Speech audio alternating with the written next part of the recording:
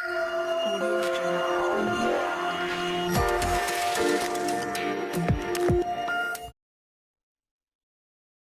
chào các bạn, chào mừng các bạn quay trở lại với channel Kỹ sư Việt Nam. Phần này mình sẽ hướng dẫn các bạn cách cài đặt và sử dụng cũng như thiết lập cái phần mềm CMS, nên là phần mềm giám sát các camera. Thì phần mềm này giúp chúng ta là lưu trữ tất cả các cái dữ liệu của camera vào trong máy tính của chúng ta. Đây chính là cái phần mềm để bộ cài đặt mình đã download về rồi. Đây, các bạn có thể vào cái trang web này, camera giá xỉ, camera ip giá xỉ.com để download, hoặc là vào Google. Cái này rất nhiều trên mạng rồi. Ok, sau khi download về rồi thì các bạn cài đặt.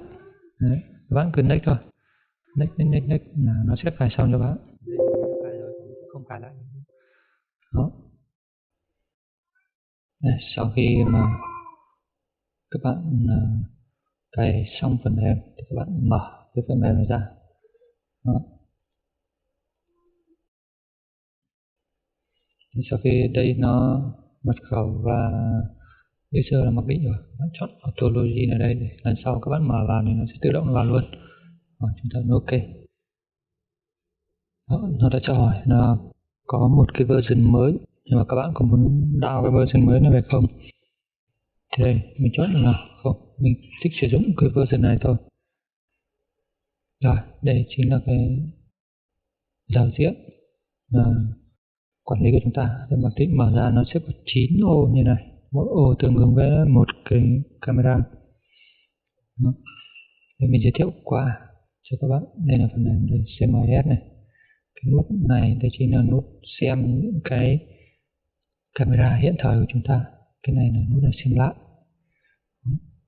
Cái này đây log. Cái này là cài đặt. Đây các bạn thể thiết lập một số những cái thông tin ở đây. Như đây là cái vị trí lưu cái file của chúng ta. Đó, thì mình đang lưu ở đây.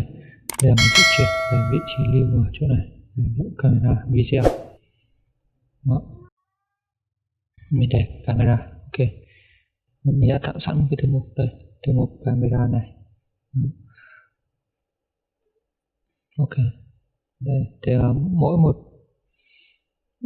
cái lần nó sẽ có nghĩa cái camera chúng ta để đảm bảo nó ví dụ mất điện thì nó sẽ không bị mất cái file đang lưu, thì mình đặt nó là 60 phút, nó sẽ tự động nó lưu lên ổ cứng của chúng ta một lần. Đó, và sau khi nó dừng lưu nó sẽ tự động khởi động lại để nó ghi tiếp. Cái này là cycle record đây, chúng ta mở ra. Sau khi 60 phút nó sẽ lưu xong thì nó sẽ tự động ghi tiếp cho chúng ta.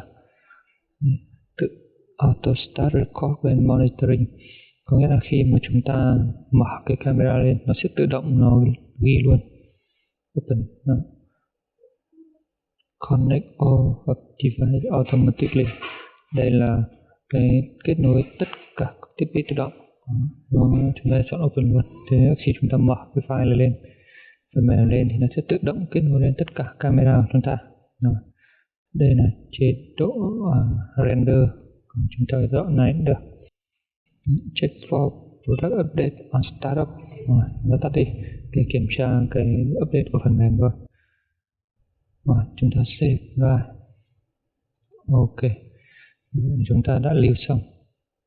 Đây các bạn có thể thấy là nếu mà chúng ta ấn nút khóa này, nó sẽ khóa tất cả các chức năng này vào.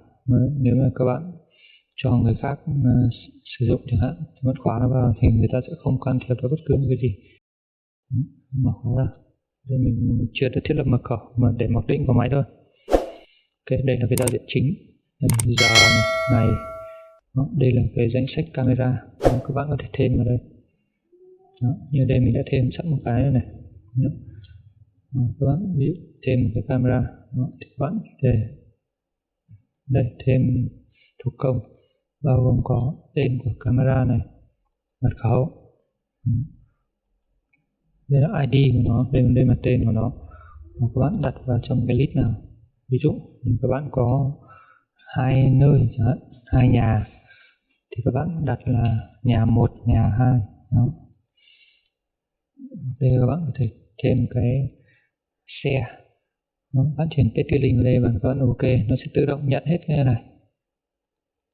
Đây, cái này là mình chọn qua quá trình share camera, connect vào trong điện thoại của mình, xong mình chọn chế độ share thì nó sẽ ra một cái dòng như vậy. Cái này cũng tương đối dễ thôi, và các bạn có thể nhìn ID với password của cái camera ở dưới mặt sau của cái camera. Đấy, trên tất cả camera UC nó đều hiển thị hai cái này, hoặc các bạn chỉ nhập hai cái vào là nó sẽ kết nối được luôn. Rồi, OK. Đấy, sau khi mà kết nối xong thì nó sẽ hiển thị ra một cái cam ở đây. Đó, thì các bạn chỉ việc chọn một ô ở đây nhé, các bạn nhảy đúp vào, đó nó sẽ kết nối vào đây. Các bạn chờ một xíu đó, thì nó đã kết nối rồi. Tiếp nếu các bạn chọn ở đây, đây là thiết lập này, stop monitoring, đây là dừng theo dõi này, đây là cái chế độ xem. Mình chọn là high definition, chế độ phân giải cao nhất. Các bạn chuột phải vào cái chỗ mình đang xem ở đây thì bạn sẽ thấy đây là capture, này là chụp ảnh lại này, cái stop record, đây là dừng ghi, đây các chế độ xem. Rồi, OK. Đây các bạn có thể xoay cái camera nhé, bằng cái phím mũi tên này này. Đấy, nếu camera các bạn xoay được. Đây, cái camera này ngoài trời nên là của mình thì nó là đế cứng không xoay, nhưng một số các camera khác có thể xoay được thì các bạn dùng các cái phím mũi tên này là cái cam nó sẽ xoay đi. Rồi, đây là tắt bật tiếng này, trang trước trang sau, mở rộng full màn hình. Đây chỉ là một cửa sổ thôi. Đó. Đây 4 cửa sổ, 4 camera. Hoặc là các bạn còn nhiều hơn camera thì để các bạn thể thấy hiển thị tối đa là 49 camera. Đó, 49 cái. Đó, tối đa là 49 cái. Đây, các bạn có thể chọn rất nhiều những cái khác nhau. Đó.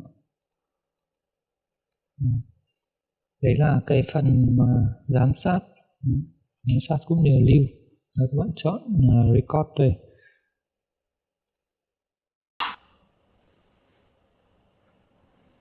Như vậy là sau khi chúng ta record xong thì cái chương trình này nó sẽ tự động lưu lên ổ của chúng ta.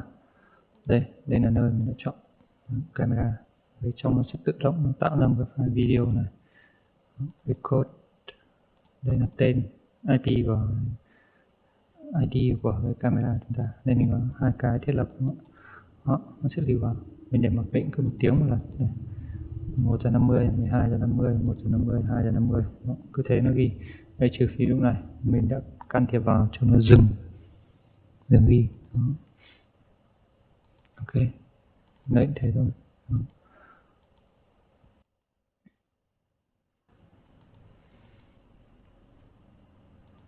Đó. Đây là các bạn đã ghi xong. Sau khi ghi xong thì các bạn có thể xem lại. Đó.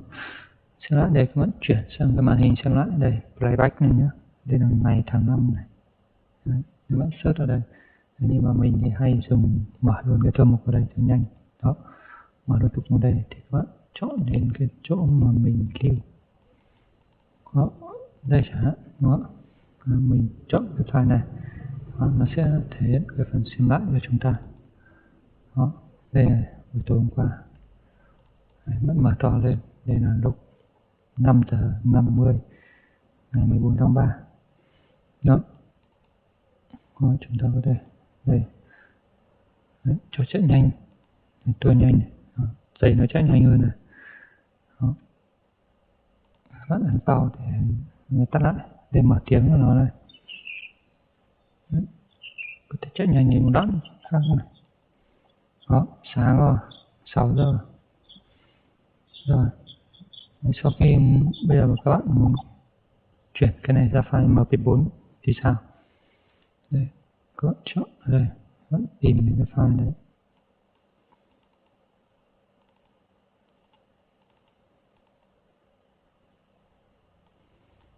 Đây là vị trí lưu rồi. Chúng ta đã open rồi. Đó. Chọn cái file đó, một file nào đó mà chúng ta muốn convert ra MP4. Hoặc các bạn ấn Start thì nó sẽ convert ra MP4, chạy đến 100% là xong.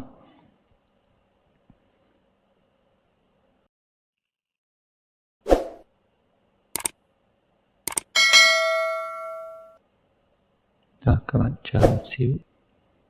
Ok, như vậy là cái file, toàn bộ cái file này đó, nó đã được chuyển ra thành file MP4 để chúng ta xem như một cái video bình thường thôi.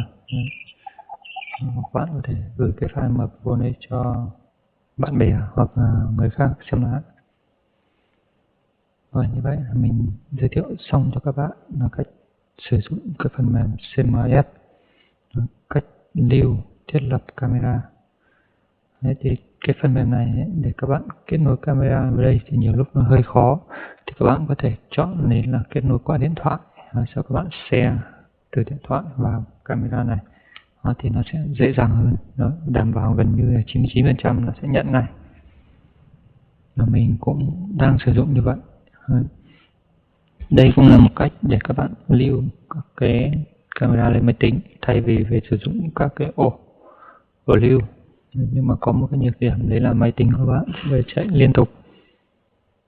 Đấy, thì mình thường sử dụng thẻ nhớ, một chiếc thẻ tầm 64GB hoặc 128GB cắm vào camera.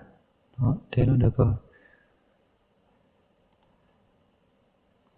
Đây chỉ là trường hợp dự phòng. Đấy. Ok, đấy, thì phần này mình xin được tạm dừng tại đây. Nếu các bạn thấy hay, đừng quên like, subscribe và chia sẻ với bạn bè. Xin chân thành cảm ơn và chào các bạn.